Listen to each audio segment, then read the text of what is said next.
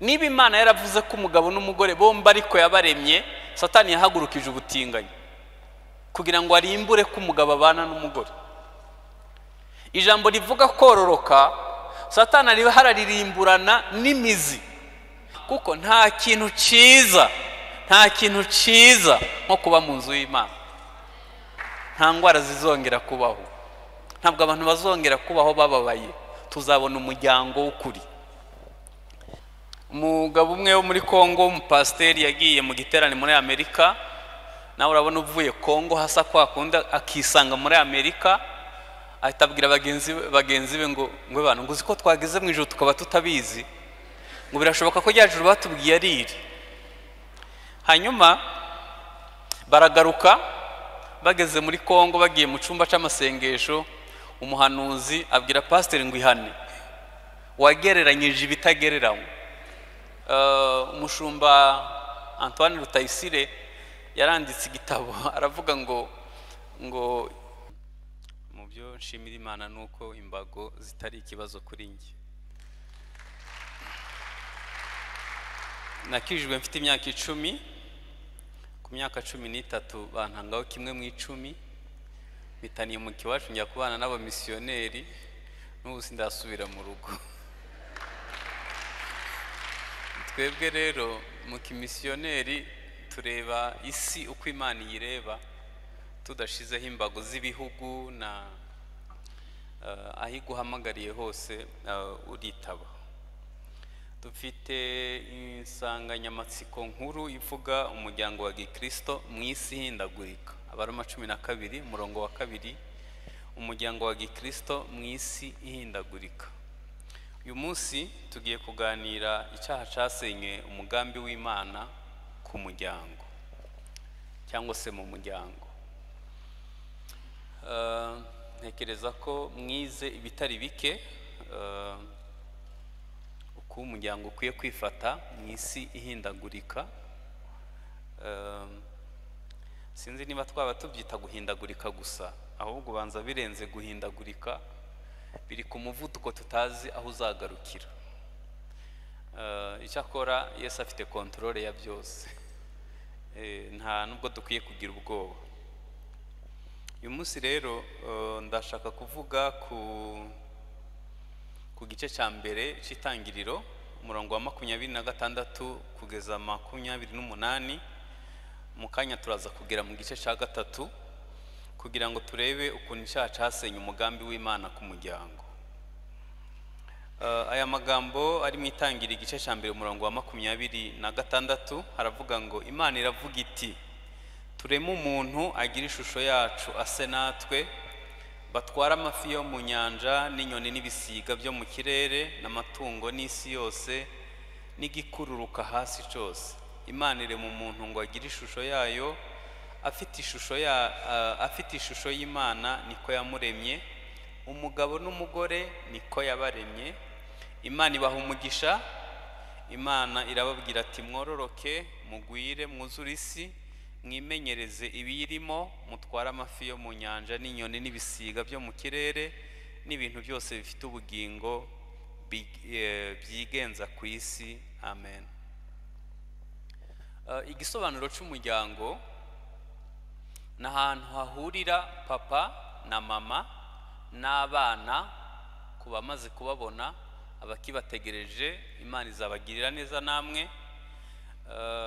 Igisobanuro cy'umuryango ni ahantu hahurira papa na mama n'abana n'abandi, ubwo n'umuryango mugari nico bisobanuye, kandi bakaba hamwe nk'uko Imana yabitegekanyaga. Kubera iki nzanye iki gisobanuro? Nuko n'abatinganyi nabo biyita umuryango. Imiryango imaze kuba myinshi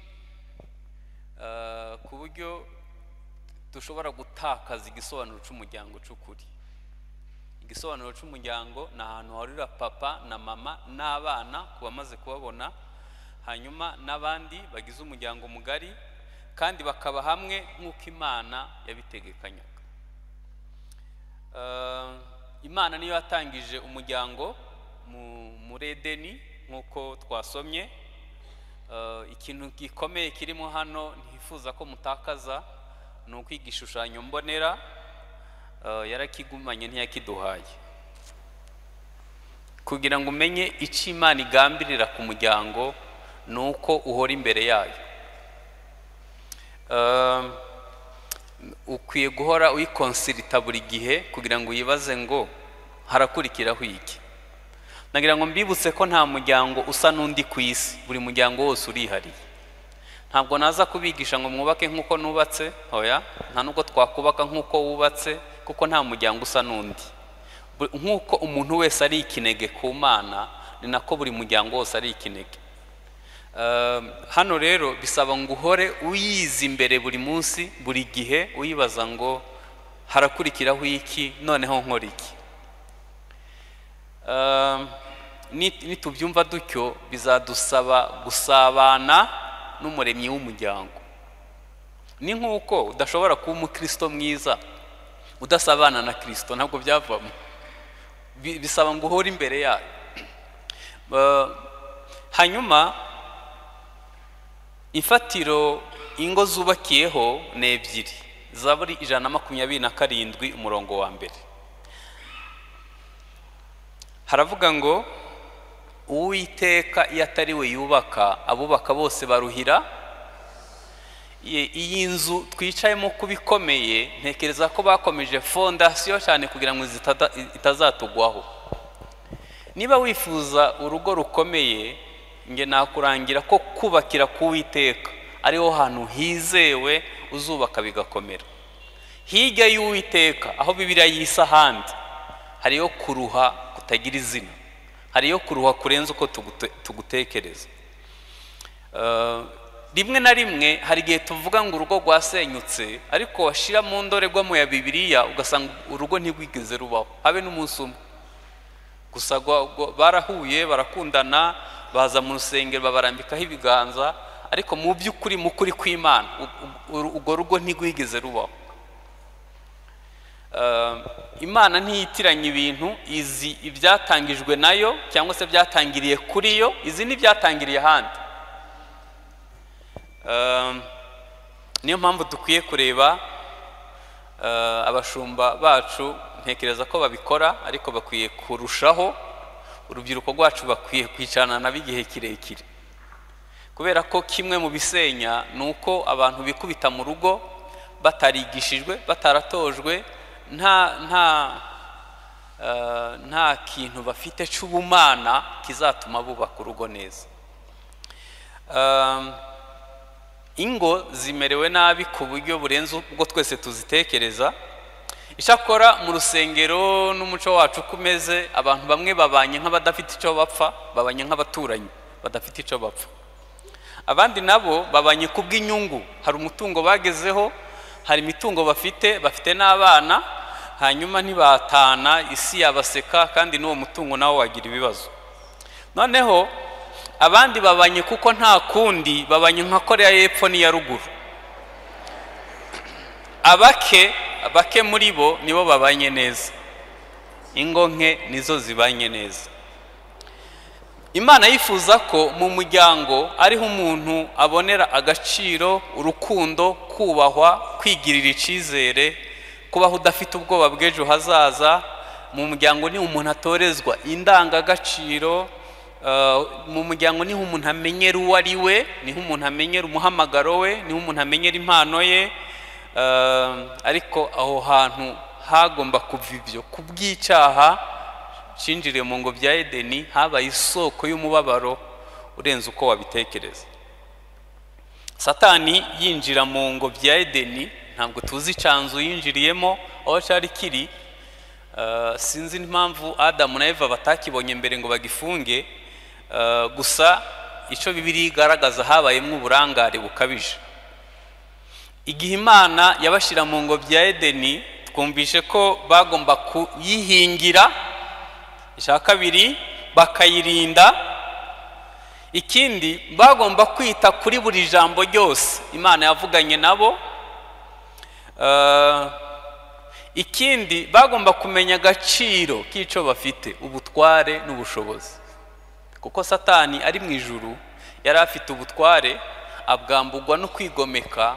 Imana kuko iticuza ku kintu yatanze ishaka undi muntu wo kugiha igihe Adamu na Eva. Satani afuhira ko Adamu na Eva bafite icyo we yambuwe mu ijuru, yinjira mu buriganya abambura icy'agaciro bari bafite. Urugo ni ikintu cy'agaciro kandi ibirugize ni iby'agaciro kuruta uko twese tubitekereza. Ikindi bagomba kurinda ubusabane bagirana n'Imana mu butatu. Sinzi niba mwakumva, Imana yaravuze ngo tureme umuntu ase natwe, agira ishusho yacu, abe nk'umwe wo muri twe. Birasa nkaho mu ruziga rw'ubutatu Imana yafunguye umuryango yinjizamwo umuntu, aba nk'umwe wo muri.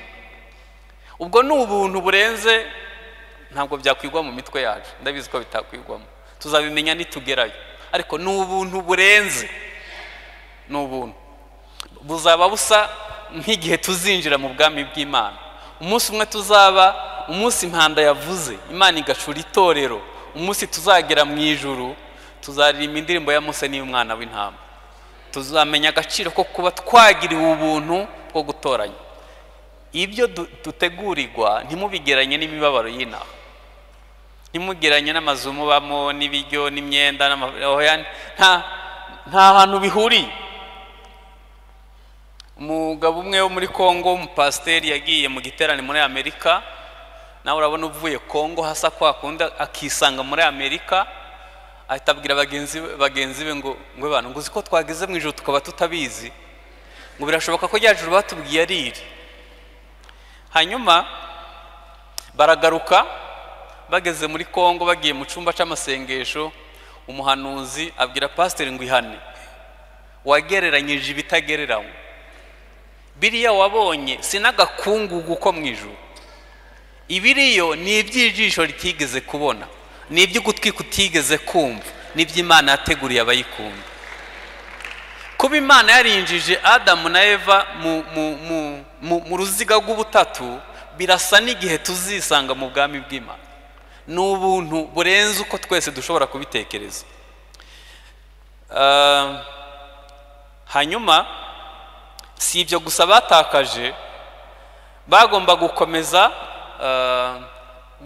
kuganira, kubera ko niba inzoka yaraprofise Eva ikamuganiriza, bishoboke ko communication yabo itari imeze neza.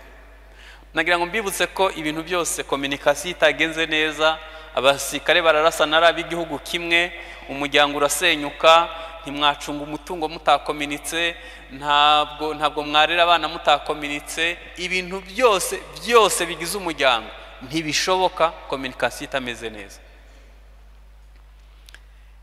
Sinzi umwanya Satani yihereranye Eva bagakorana kiriya kiganiro cyose icyo Adamu yari harakora. Hanyuma sinzi niba baricaye ngo baganire ingaruka zizababaho nibatakaza agaciro k'ibyo bafite. Sinzi niba barigeze babiganiraho. Iyo tubwira urubyiruko rwacu ngo mwitware neza, ntimujye mu byaha, ntimusayishe, iyo uhuye n'abantu batakaje kuba mu nzu y'Imana, bakaba bari hanze y'itorero muri bya bindi byose muzi, ubona afite byose ariko abaho atanyuzwe, akabaho yidoroga, akabaho yimyoza, akabaho asuhuza umutima, kuko nta kintu cyiza nko kuba mu nzu y'Imana. Dawidi yari umwami kandi utari umukene. Yaravuze ngo narishimye ngo ubwo bambwira ngo njye mu nzu y'Imana. Ahageze areba ibintu bihaba, aravuga ngo byanezeza ngo kuba mu nzu y'Imana, ngo kuhamara umunsi umwe biruta imyaka 1000 ahandi. Abantu bize imibare muzangereranyiriza ikintu yabonye mu munsi umwe yarutishije imyaka 1000. Muri intera irimo hagati. Hanyuma Dawidi yapfuye yifuza kuba umuzamu w'urusengero. Yaravuze ngo nanezezwa no guhagarara ku marembo y'inzu y'Imana, apana ku ruhimbi, hano harakomeye, nabo umuzamu. Murebe nyakubahwa uyoboye igihugu nka Isirayeli, ari we yahindutse uhagarara ku marembo. Nuko tutaza agaciro ko kuba hano, nuko tutazi agaciro ko kuba mu muryango unezerewe, kubera ko impamvu ndimo kubifatanya nuko n'itorero naryo ni umuryango, yaba umuryango wo hanze wo tuvukamwo, n'itorero naryo ni umuryango wa kabiri. Nagira ngo mbabwire impamvu ndiho ndabivuga mbifatanyije. Abataragize amahirwe yo kwakira urukundo, kumva ko bafite agaciro, ibyo twaburiye hanze dushobora kubibona hano. Nuba mu Mana neza, Imana izaguha ababyeyi bameze nka mama wawe, bameze nka papa wawe, impfubyi hano zirashingirwa, abantu baje badaseka baraseka, abanyamubabaro bakugwaho umubabaro kubera ko bageze aho Imana ibitangira. Muri uyu muryango Imana ikosora amakosa yose y'ibyangirikiye hirya. Ntabwo bigeze bamenya agaciro k'ibyo bafite mu muryango. Ikindi, ntabwo bakoresheje amahitamo yabo neza mu kwangira Satani. Imana yaremye umuntu imuha ikintu kitavogera cyitwa amahitamo. Yaba Satani yaba n'Imana mu mahitamo ntibavogera. Icyampa uyu munsi tukiga gukoresha amahitamo yacu neza mu kubaka imiryango inezerewe, mu kuba mu bwami bw'Imana neza, no kubaha amahame yose Imana ivuga ku muryango, kandi tukayahindura ubuzima bwacu. Ntibibe kubyumva gusa, ahubwo bigahinduka ubuzima. Igihe Eva aganiriye na Satani hanyuma akemeza Adamu, hari ibintu bibi byabaye. Hari ibintu bibi byabaye. Uwo munsi umuntu yatandukanye n'Imana. Nari mvuze ngo umuntu yatandukanye n'Imana. Hanyuma ntiyatandukanye n'Imana gusa, yatandukanye na mugenzi we. Hanyuma batandukana na environnement nziza ya Edeni Imana yari yarabashizemo. Umuntu yaravuze, uziko ariko Adamu nawe banza yaragiraga isoni nkepe. Uzi gutinyuka kubwira Imana ngo umugore wampaye. Uzi icyo byari bisobanuye? Imana yayigize umufatanyabikogwa mu cyaha. Ibyo byose uramusura umuntu yarezwe. Bosi byibuze wamubwira ni kinyabufura. Ariko kuko icyaha cyari cinjiye, nta kubaha, ni nkaho yabwiye ngo umugore wampaye. Ni nkaho bavuga ati wampaye ibidashoboka.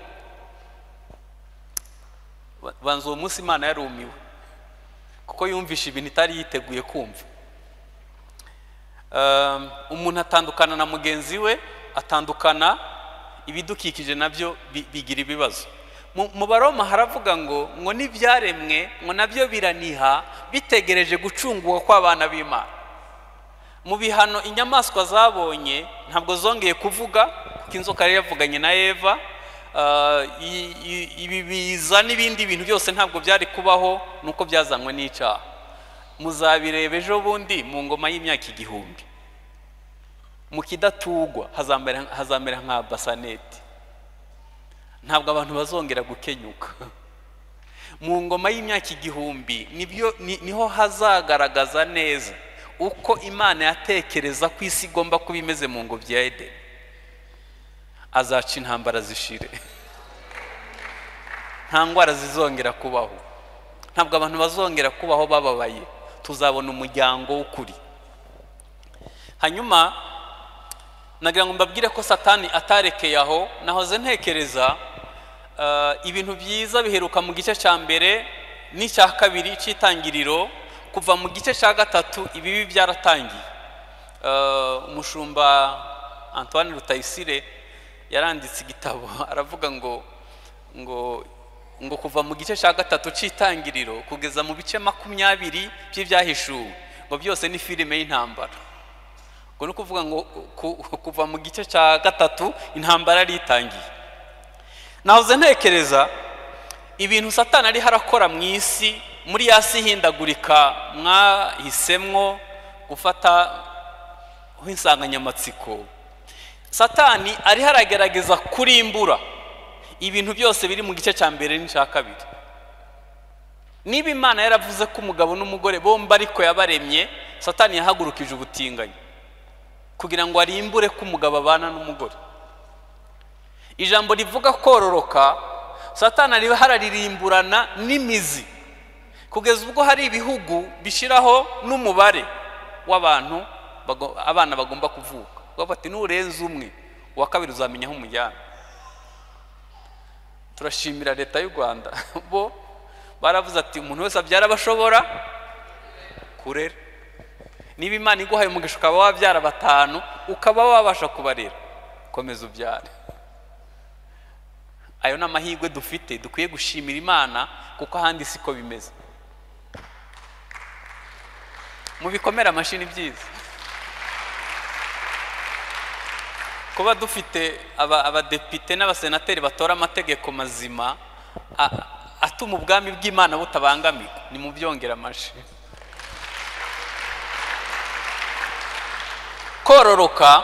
Kororoka Satani yarabihagurukiye kuburyo ari harabirimbura gake gake. Hari ibihugu bimwe by'i Burayi mu myaka muri 2050 batazaba bagifite abajene. Muze kureba kuri muri nakoreka ndeke kuvuga amazina y'ibihugu, ariko ibyinshi bimerewe nabi kugeza ubwo bizaba bitagifite urubyiruko kubera kororoka barabihagaritse. Ikindi nahoze ntekereza giteye ubwoba ku isi. Isi iriragerageza kurimbura ibintu byose by'umwimerere uko Imana yabitegekanyaga. Irihirazana ibintu bijya nko gusa. Nanimvuze ngo bijya nko gusa. Abashinwa badukorera indabyo zijya gusa n'indabyo,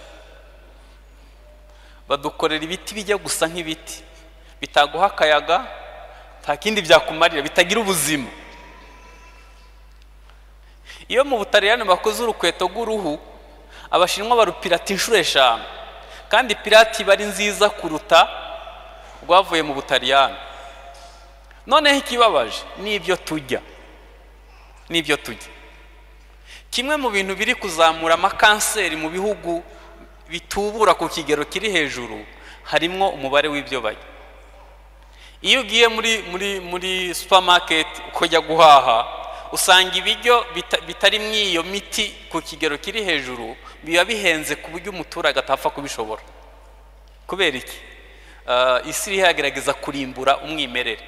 Irashaka quantité ariko itagira qualité. Mwagira ngo ibyo mvuze biri hanze gusa no mu nzu y'Imana.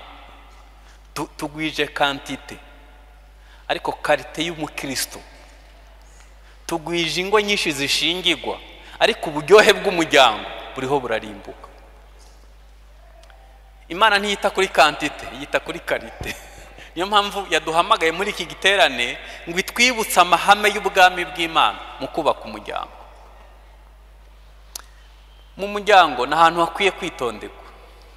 Murabona ko impamvu twubaka imiryango mibi nuko tuba duhuze dushakisha ubuzima, ariko nangira ngo nkubwire inkuru ikomeye, mu muryango uzahagaruka. Numara gukura uzagaruka mu muryango. Niba gusezerera ugiye mu kiruko cy'izabukuru uzagaruka mu muryango. Nunagwara ingwara ikomeye uzagaruka mu muryango. Ikibabaje rero gikomeye, uzaza gusaba ico tahawe. Uzashaka gukundwa no kwitabwaho nuko bakubwira neza utarabikoze. Aha hantu dukwiye kuhitaho. Nubwo utahitaho gutyo gusa, ahubwo ukayitaho nk'ahantu uzasazira basi. Ugategura mu muryango ahantu haryoshe kuzasazira, kubera ko amaherezo icubahiro cyose wagira, umutungo wose wagira, kure uzagera hashoboka uzagaruka mu muryango. Niyo mpamvu ukwiye gukora ibishoboka. Isi iragerageza kurimbura ubundi itorero. Kimwe mu bintu byari bigize itorero kandi bigomba gufasha n'umuryango n'umwuka wera. Kubera ko iyo tuvuze umwuka wera ntabwo tuba tuvuze kuvuga mu ndimi gusa, ahubwo tuba tuvuze imbuto z'umwuka. Kubera ko kimwe mu bisenya umuryango harimo imibanire. None se umuntu wakijijwe akera imbuto z'umwuka, umuntu yihangana, umuntu wishimye, umuntu ubabarira, umuntu uciye bugufi, umuntu ukundana, hari umuntu yananirwa kubana nawe ku isi? Abantu bananirwa kubana kuko batahindutse kuri ico kigero. none no mu itorero twakagombye kuba dukura ibyo.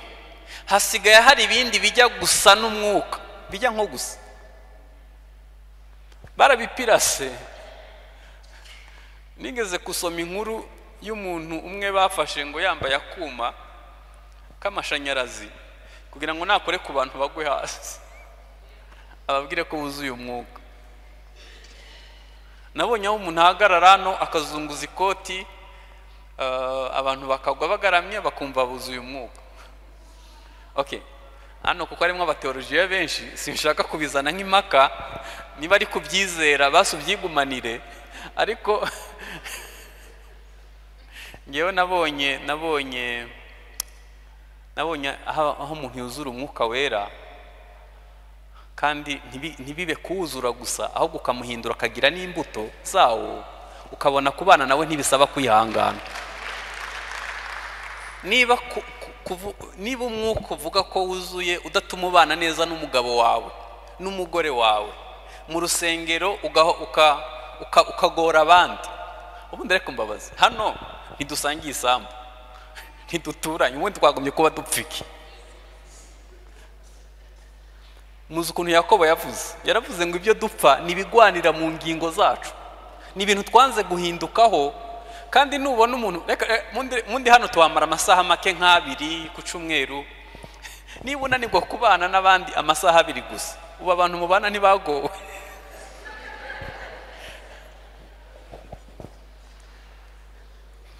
Dukwiye kureba niba umwuka tubana nawo udushoboza kubana neza n'abandi, turi abantu bera imbuto Imana ishaka. Hanyuma n'umunezero Imana yashaka mu muryango, kuri ubu abantu basigaye bidroga, bakafata ibiyobyabwenge kugira ngo babone ibijya gusa n'umunezero. Abantu bakonsoma inzoga ku kigero kiri hejuru kugira ngo biyibagize imibabaro, babone ibijya gusa n'umunezero. Abandi bantu mu ijambo rimwe, ibyishimo nico kintu gihenda ku isi. Abantu bajya mu biteramo byishura menshi, kandi iyo bemera kubana n'Imana neza, bari kubona ibyishimo bitari pirate by'ukuri. Hanyuma kimwe mu bindi bintu byapfuye harimo imibanire. Uyu munsi nahoranye n'umuntu uba mu bihugu bimwe iyo ngiyo, yavuze ngo iwabo imbwa irubashwe, kubana n'inyamaswa birubashwe ku kigero giteye ubwoba, aho umuntu aza muri vacances kuyisiga bikamunanira, akayitegera bakazana, kubera ko ifite agaciro gakomeye. Kubera ko umuntu aravuga atumva nimbana n'umugore azansakuriza, cyangwa nimbana n'umugabo azanesha umutwe, ariko imbwa yanjye nta kibazo tuzagirana.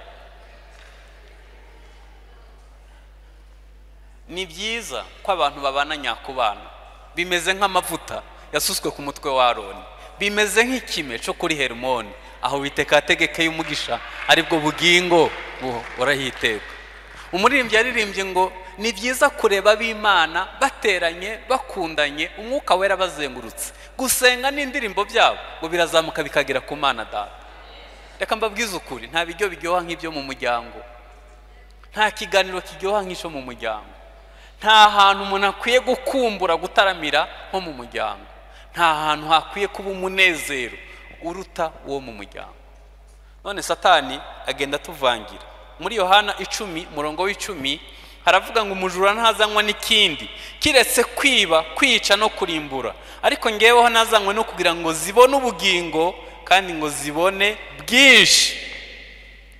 Uyu munsi nyene bavuze ngo tuvuge ku cyaha ukuntu ushangije umuryango, ariko nagira ngo mbabwire, nubwo uyu munsi tuyo kuvuga uburemere bw'ikibazo cyabaye mu muryango, ariko hari ihumure yaje ngo zibone ubugingo kandi zibone bwinshi. Birashafite igaruriro, Imana iracafite ikindi yakora. Niwemera impinduka z'imbere muri wewe na mugenzi wawe akemera impinduka, ku bana bizoroha. Yesu afite ubugingo bwinshi. Muri Covid byageze igihe ngira ubwoba bwinshi. Noneho mbaza madamu, itorero ryaba ryaragiye tugasigara, kubera ko narebaga ukuntu ibintu biri ku muvuduko, nasobanukiwe ibintu ntarinze. Hari ubwo dusoma Bibiliya rimwe na rimwe ntitubyumve. Muri covid numvishe ibintu byinshi, nibwo namenye isi uko iyobogwa mu buryo, kuko amabwiriza yavaga ahantu hamwe ku isi hose kandi asa. Nibwo namenye ko isi ifite uburyo nyene iyobogwa. Hanyuma nahumurijwe n'iki? Imana yampaye ijambo rivuga ngo itorero ryubatswe ku rutare n'amarembo y'ikuzimu ntazarishobora.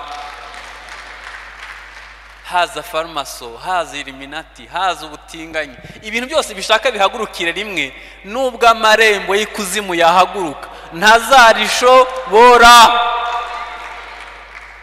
Nubwo imiryango imerewe nabi, haracari izindi ngo zinezerewe. Hari ahandi hantu umuntu ashobora gutaha akaruhuka. Hanyuma twese tubigira intego gutegura umuryango umeze utyo.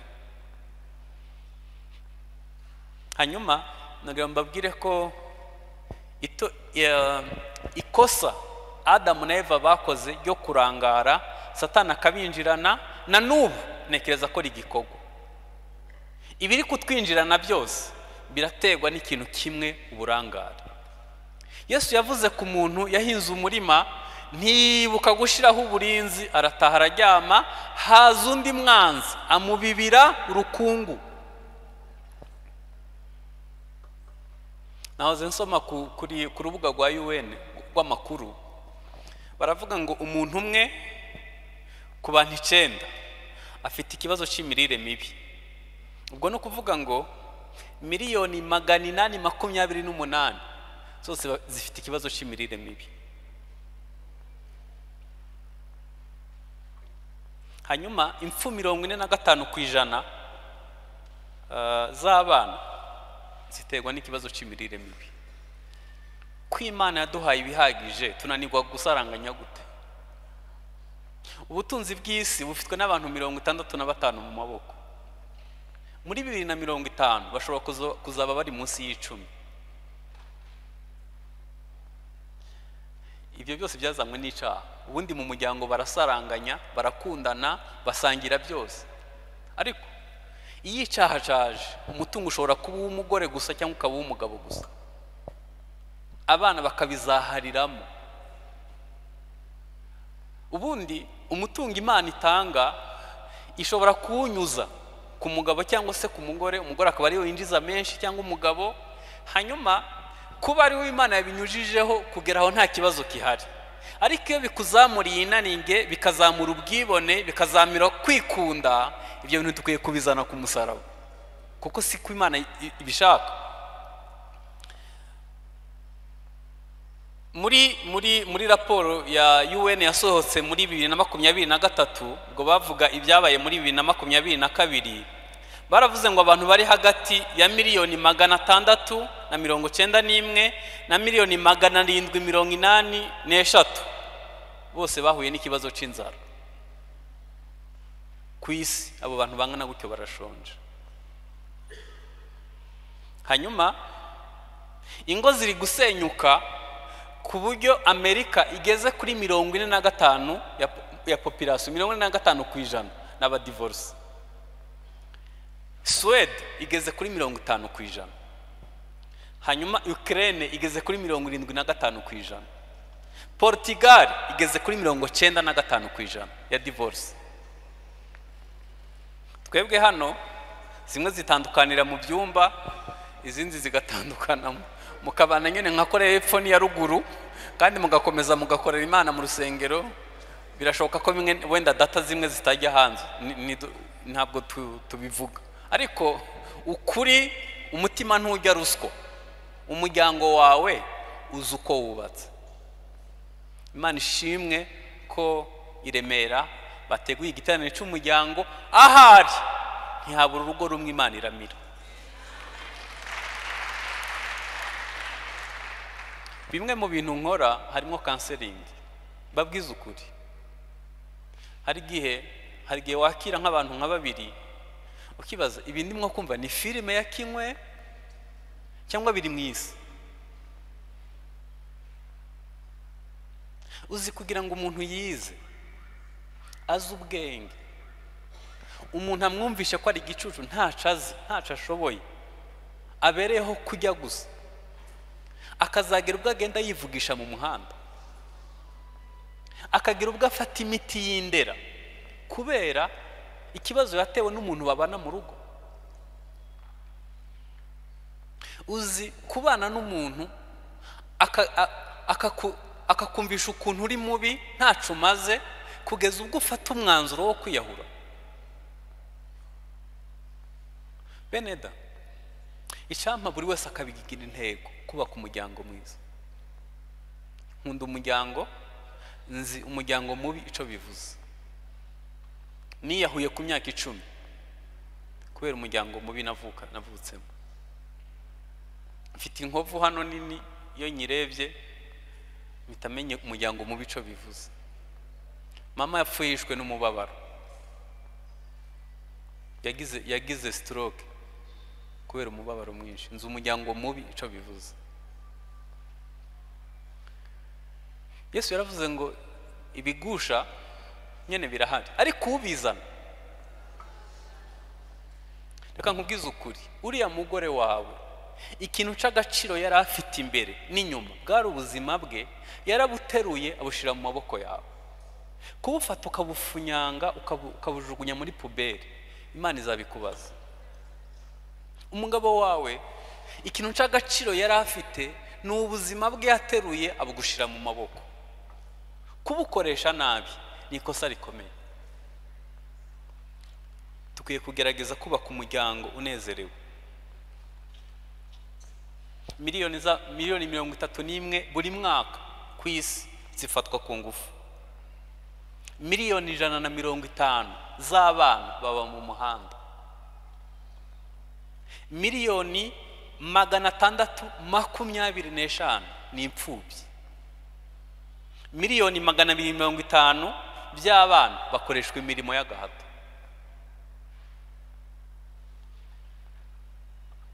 Birababaje kubona umwana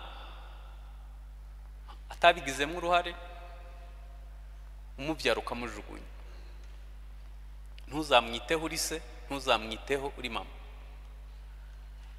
Isi kimwe mu bintu bimereye nabi se n'abantu bavuye mu mwanya w'ubumana, bavuye mu mwanya wabo bakora ibindi Imana itari bategereje. Ndashaka gusoza, icyaha cangije ibintu byinshi ariko Yesu yakuzanye kugira ngo asane ibyangiritse mu mutima wabo. Nagira ngo nsoze mbabwira ngo umuntu yubaka uko yubatse imbere muri we. Ntiwatanga ico utahawe, ariko inkuru nziza ngo ufitiye ibyo tutahawe n'imiryango muri Yesu birahari. Nifuza ko dusenga hanyuma ubwiza Imana ukuri. Ni nyarukundo ushobora kukwakira ukuri, amakosa wakoreshejwe n'ubutamenya yakubabarira, kandi yashigikira intego nziza yo kubaka umuryango unezerewe. Mana ya Aburahamu, Mana ya Isaka, Mana ya Isirayeli, uradukunda twese kandi imbabazi zawe ziruta intege nke zacu.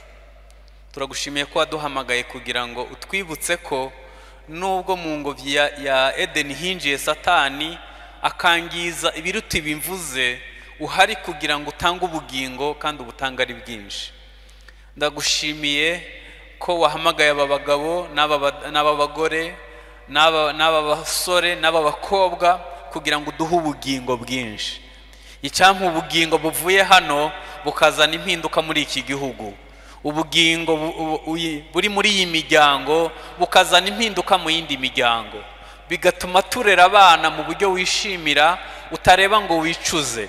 Tukubakira ku rufatiro rw'ijambo ryawe n'amahame y'ubwami bw'Imana. Mwami, ndasenze si kubwaremera gusa, ndasengeye imiryango y'Abanyarwanda. Ingo zacu tuzirukanyemwo ubusinzi, tuzirukanyemwo kwikunda, tuzirukanyemwo ubusambanyi, tuzirukanyemwo nk'urugomo, ingo zacu tuzirukanyemwo ibibi byose. imbaraga zawe nizikorere mu miryango. Nawe Yesu wavukiye mu muryango, nubwo icyaha cyabereye mu muryango ariko waje gukosora ibyabereye mu ngobyi ya Edeni, uvukira mu muryango kugira ngo utange ubuzima kandi bwinshi, utange ubuzima mu mwuzuro, utange ubuzima buhindura, utange ubuzima bwuzuye busendereye. Uyu mugoroba uduha ubuzima,